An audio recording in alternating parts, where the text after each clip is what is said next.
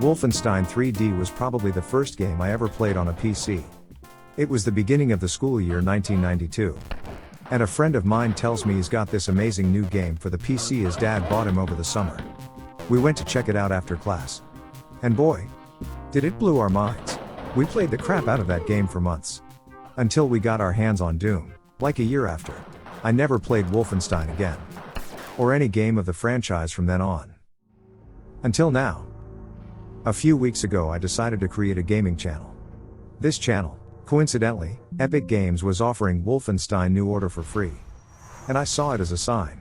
I would begin my channel as I began my PC gaming journey 30 years ago.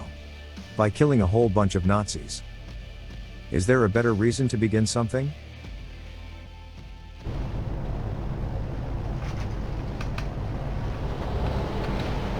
In my dream I smell the barbecue. I hear children. A dog. And I see someone. I think I see someone. These things. None of it for me. Eyes open, Blazkowicz. You keep the lookout. I need to go to the pit. Shite!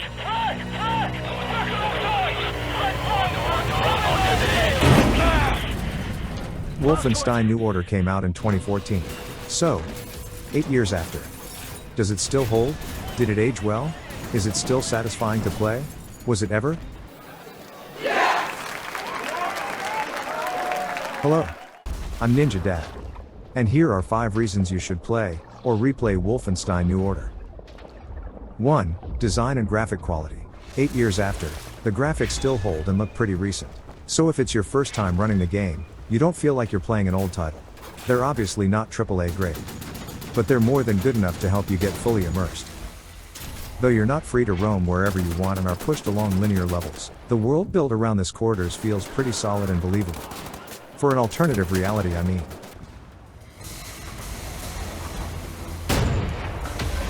2. Destructible environment.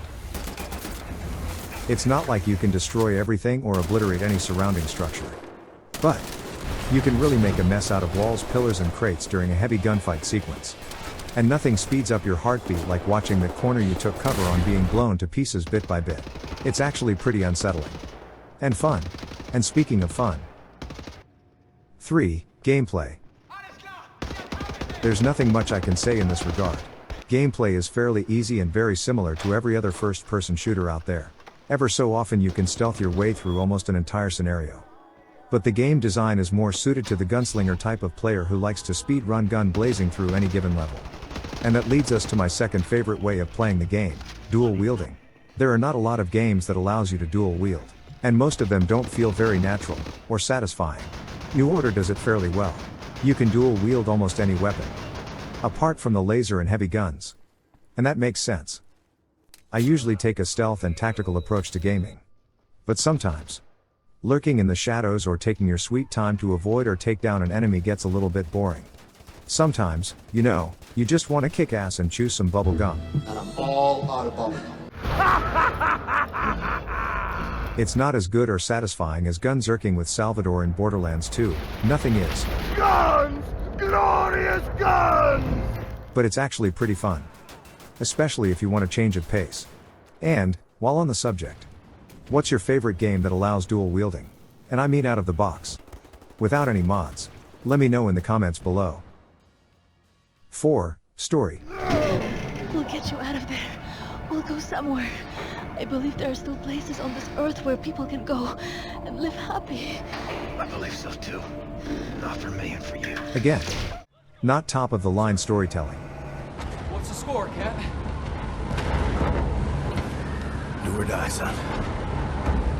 Same as always. But New Order makes a decent job keeping you engaged in the story and emotionally invested in the characters.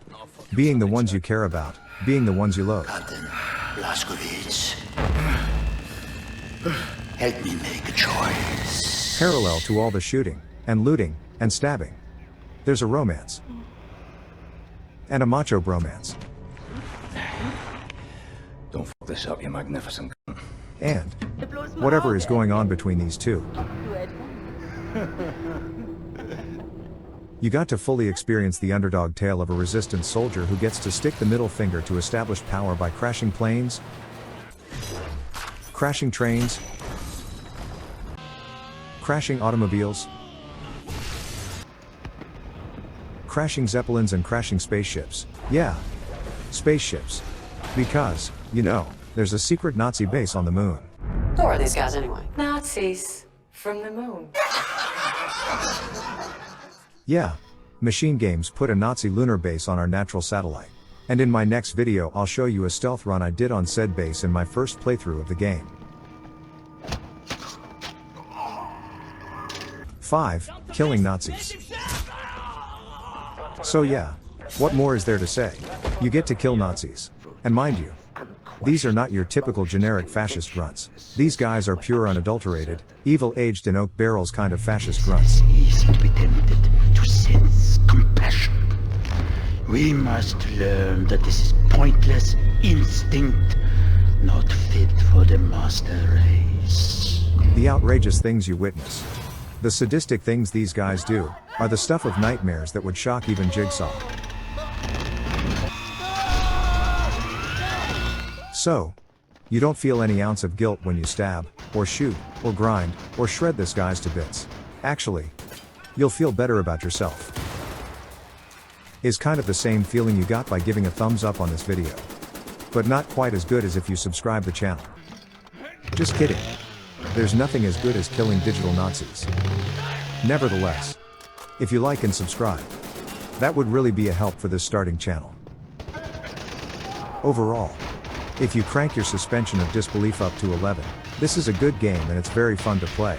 And for me, that's what matters. Oh, and before I forget, you get to kill Nazis old school.